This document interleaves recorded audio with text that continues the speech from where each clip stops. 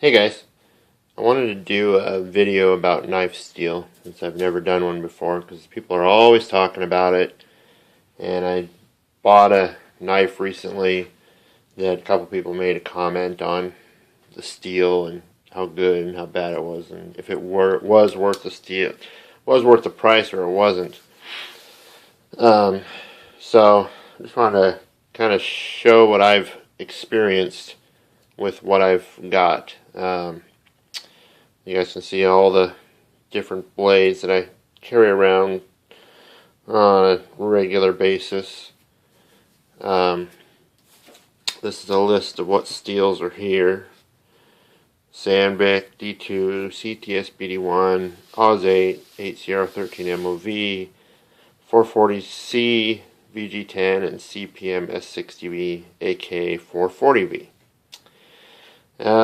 I've tried to carry most of these several times just to get a feel for what I really like instead of what I think I really like.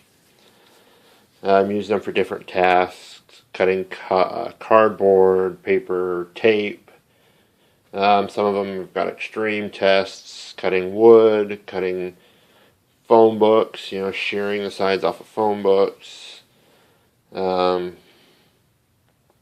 The things people use their knives for. And I try to sharpen them all equally on my sharp maker, just because that's what works for me currently. I might get something better down the road, but that's what works for what I do. Most of them are pretty sharp, and that just kind of keeps them sharp. But I just kind of had a revelation in the last week or so that made me want to do this video.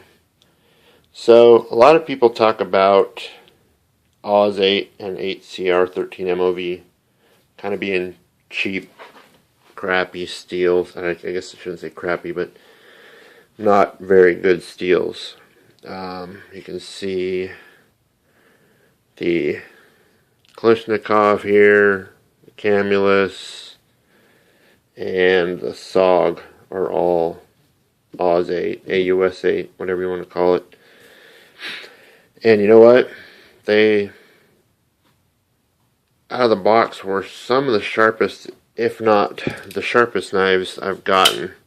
Out of the box, I'm saying.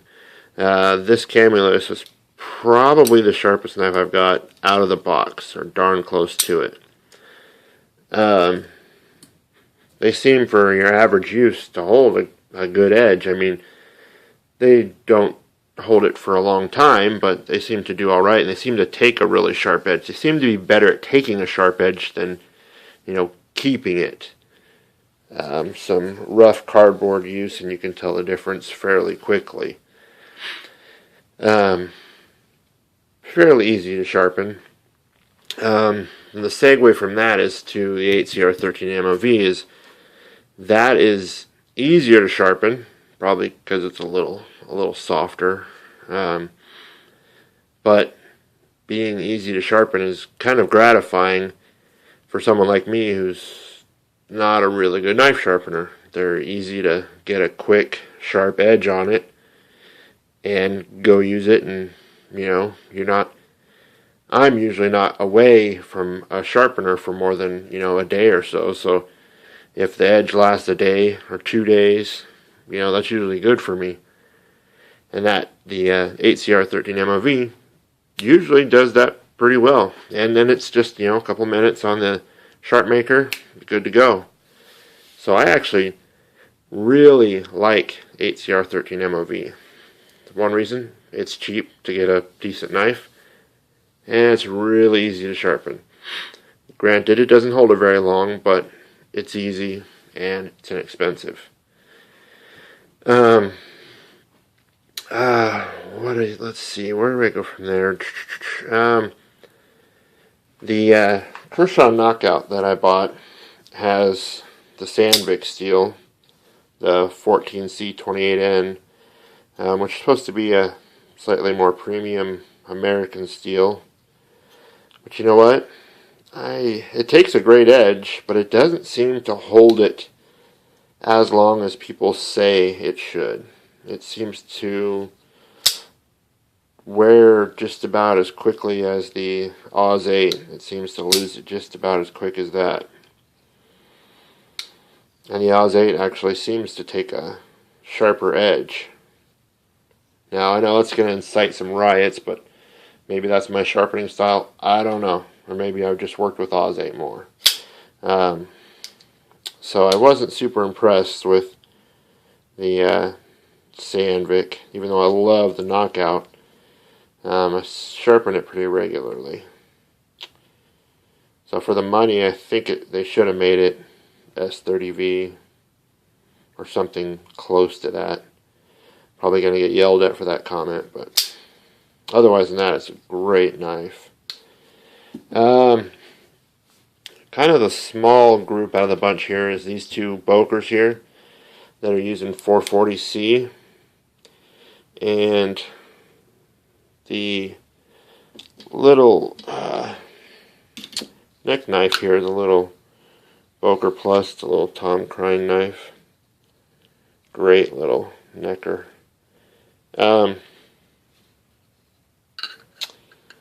Seemed to hold an edge okay, but the Nano here seemed to hold it slightly better. I don't know if it's because of the edge geometry or what, but this thing is an amazing little cutter. It's about a $40 knife, 440C, and a lot of the things I read about 440C is a lot of people hold it pretty high up there. Some people even say up there with S30V. I haven't really used it enough to really say that, but I will agree it does really well. It holds an edge longer than Oz 8, 8CR13 MOV, and yeah, even better than the Sandvik, at least in my tests. This thing's done some pretty mean cardboard cutting, and I've only sharpened it twice, I think, and it still is sharp. So the 440C that Boker uses is really, really nice. Really impressed with it. From there, I've got my VG10 Spydercos, which might overall be my favorite steel. Always hold an edge very, very well. Always lots of cardboard cutting, take a sharp edge, love it. They always, a lot of you guys know VG10 does what you ask of it. And that's why Spyderco uses it so much. Not horribly expensive, and gets sharp and stays sharp. And so guys, pretty sharp. I mean, probably my favorite steel next to the one I'll tell you guys at the end here. The CTS BD1 and the Manix 2 is, in my opinion, it's kind of hard to sharpen. I've read some guys that said that wasn't the case, but I've had kind of a hard time. It's supposed to be a super steel. It's supposed to be a really strong, hard steel. That's mostly what I read online.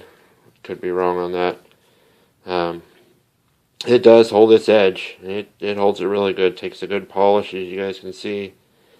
But it's a little hard to sharpen, at least for my talents and equipment. But once it does get sharp, it stays sharp. In fact, I think it might hold it just a little bit better than the S30V that I've used. I've got the two here. I've got the Embassy and the 0350 ZT, both sporting S30V, and they hold it really well. As you guys all know about S30V, I don't even need to talk about that.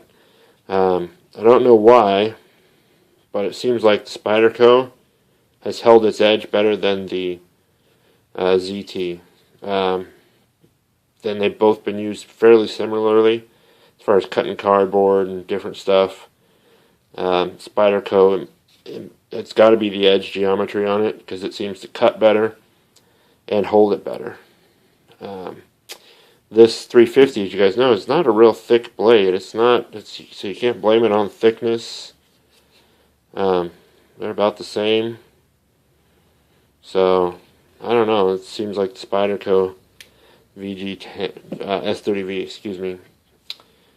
It's got to be the edge geometry, because everything I looked at, they're supposed to be the same steel. Even though this says S30V and this says CPM S30V. Same as far as everything I've looked up. But they both get sharp and stay sharp. The little Mantis here uses CPM S60V AK440. I honestly don't use it that much, guys, to really get a good valuation of it, but it's supposed to be just as good or better than S30V. You guys can tell me. I don't know, not a lot of people use it, so don't have much to talk about it. But so far, the creme de la creme for me, even though it's not my favorite knife, it always holds the edge longer than any of the ones I've talked about. It takes the edge quick and can be hair popping sharp even after lots of use. And that's this guy here, my bone collector, and he's sporting D2. I know a lot of you guys love D2. And I tell you what, guys, you can argue and say S30V is better or close, but you know what? After sitting there cutting a couple phone books and some cardboard, this was still shave my hair sharp, and this was not. I didn't use the Spyderco at that test. I was closer testing these two from a fresh sharpen, and the D2 held its edge better than the S30V on the ZT. And they both did a lot of cutting, you know, and it was just pretty much the same exact test. And this still could shave you, and this couldn't anymore. So that's what prompted me to do the video, was just how well the D2 held up. Yeah, I know it's not stainless, or not very stainless, but if you take care of it, that's not a problem. So I just want to kind of put this out there and see what you guys think. I know I'll have a lot of opinions out there, but next to VG10, just because I like the overall ease of sharpening everything with VG10, but this D2 is the top dog out of all of these for keeping its edge in tough tests. So from what I have, I know there's other steels. There's S3V and 154CM and N390 and blah blah blah, and eventually I'll get those and test them. But for these fairly common steels, in my opinion, the D2 is the best. Good edge retention. Good stuff. This is about a $120 knife, and this is about a $140 knife. I'm not going to sit here and talk about what's worth what money and blah blah blah. This thing weighs about 60 pounds, and this thing is very light. Just kidding, guys. This thing's about 6 ounces, which is heavy. And I think this thing's like 3.5. Super light.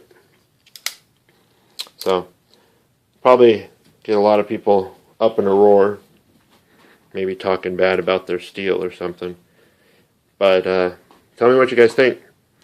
If I had to put it in order, I would say D2, my opinion, I'm not saying the best steel overall, but in my opinion, D2, then VG10, then S30, and then probably 8CR 13MOV. And I just like that because of how easy it is to sharpen on a day-to-day basis, and the knives aren't expensive. So, let me know what you guys think. Let me have it. Alrighty. Everybody take care. Have a good night.